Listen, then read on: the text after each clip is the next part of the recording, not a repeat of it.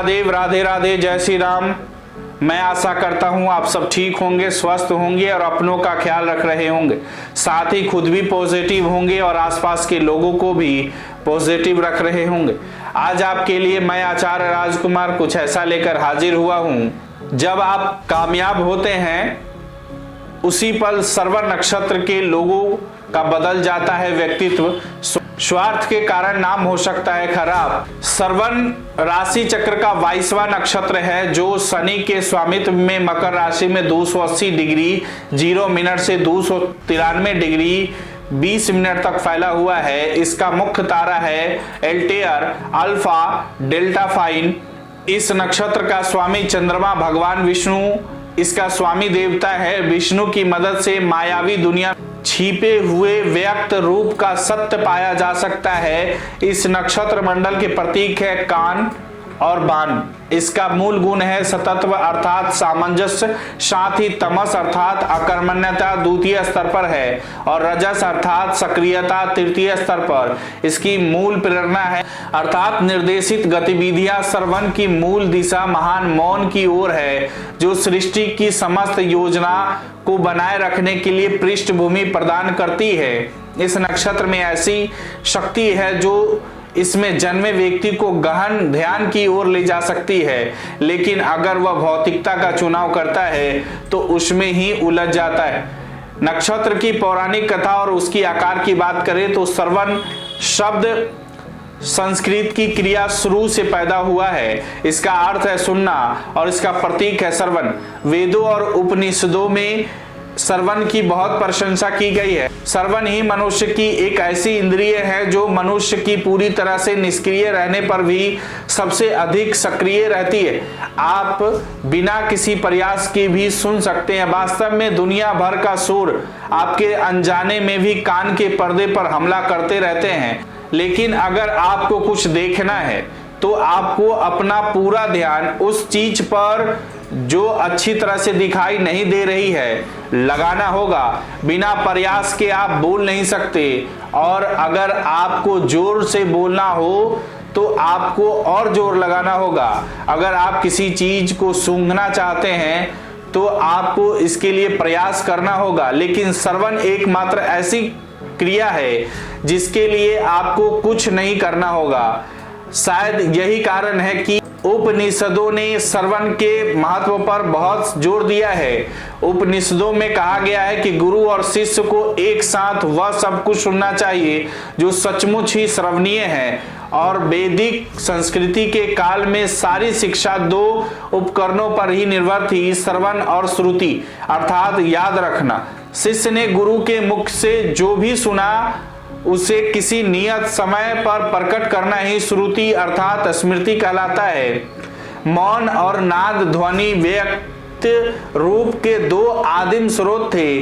नाद को नाद ब्रह्मा भी कहा जाता है। यही ब्रह्मा की वह ध्वनि है जो महान मौन से प्रकट हुई थी। जब कोई श्रवण को अर्थ को समझ लेता है तो वह नाद ब्रह्मा को सुन लेता है। यही कारण है कि उपनिषदें श्रवण की भरपूर प्रशंसा करते नहीं थकती। इस नक्षत्र मंडल की प्रतीक है कान और बाण। कान का सीधा संबंध श्रवण से है, आवाज का संबंध केवल कानों से है। इस नक्षत्र मंडल का दूसरा प्रतीक बाण। बाण का प्रयोग वैदिक संस्कृति में यह स्पष्ट करने के लिए किया गया है कि शक्ति किन्हीं विशेष प्रकार के परिणामों को हासिल करने के लिए निर्देशित हुई थी। धनुर्धारी किसी एक बिंदु पर खड़े होकर अपने बाण से कहीं और लक्ष्य संधान करता है। उसका बाण किसी विशेष बिंदु पर उसकी उपस्थिति की तुलना में कहीं अधिक महत्वपूर्ण है। वर्तमान संदर्भ में बाण और कान आपस में जुड़े हुए हैं जो व्यक्ति को यह सुनने के लिए प्रेरित करते हैं कि उसके लिए सचमुच क्या श्रवणीय है। इस नक्षत्र मंडल का स्वामी देवता विष्णु है जो सारे जगत का पालनहार है। उसकी मदद से व्यक्ति माया के चंगुल से बाहर निकल सकता है। इस नक्षत्र के गुण और प्रेरक शक्ति की बात करें तो इस नक्षत्र मंडल का मूल गुण है सतत्व अर्थात सामंजस्य और द्वितीय स्तर पर तमस अर्थात अकर्मण्यता और तृतीय स्तर पर रजस सक्रिय रहता है। इस नक्षत्र मंडल का मूल गुण सतत्व साफ तौर पर यह दर्शाता है कि अगर श्रवणीय न हो तो इससे अनेक परेशानियां पैदा हो सकती है। साथ ही इस बात की भी कोई गारंटी नहीं है कि अगर कोई सही तौर पर सुनता है तो भी जरूरी नहीं कि वह उस पर आचरण भी करे। यदि कोई गलत चीजों को सुनता है उसका पतन अवश्य भावी है, और अगर कोई उपदेश सुनकर उसे अपने जीवन में उतारता नहीं है तो उसके लिए उपदेश सुनना भी बेकार है। इस नक्षत्र मंडल का प्राथमिक सतत्व या सामंजस्य है, लेकिन जैसे ही यह दूसरे स्तर पर पहुंचता है तो मानसिक स्तर में बदलाव हो जाता है। तमस अर्थात अकर्मण्यता यह दर्शाती है कि जैसे ही वह शिखर को छूता है तो वह घाटी से अनायास ही नीचे गिर सकता है, क्योंकि पर्वत और घाटी साथ साथ आगे बढ़ते हैं। ठीक यही देखी जा सकती है। तृतीय स्तर पर रजस या सक्रियता रहती है, जो यह दर्शाती है कि घाटी पर पहुंचने पर व्यक्ति कम से कम सतह पर बने रहने की कोशिश करता है और रजस भी उसी दिशा में एक्टिव रहता है। ये सब बातें यही दर्शाती है कि गुण इस नक्षत्र मंडल विशेष में काफी जटिल भूमिका रचते हैं। इसका साफ तौर पर कारण यही है कि इस नक्षत्र का स्वामी भावना प्रधान ग्रह चंद्रमा है और इस राशि का स्वामी है व्यवहारिक ग्रह शनि। चंद्रमा और शनि मित्र नहीं है। चंद्रमा मुख्यतः मन का प्रतिनिधि है जो स्वयं उसका स्वामी है। शनि दुनिया के भौतिक और आध्यात्मिक पक्ष की देखभाल करता है। न्यायाधीश और हार्ड टास्क मास्टर होने के कारण सभी प्रकार की दुनियावी सुख देने के लिए तैयार रहता है, बशर्ते कि वे गुणों पर ही आधारित हो। शनि किसी को अनुचित लाभ देने में विश्वास नहीं करता।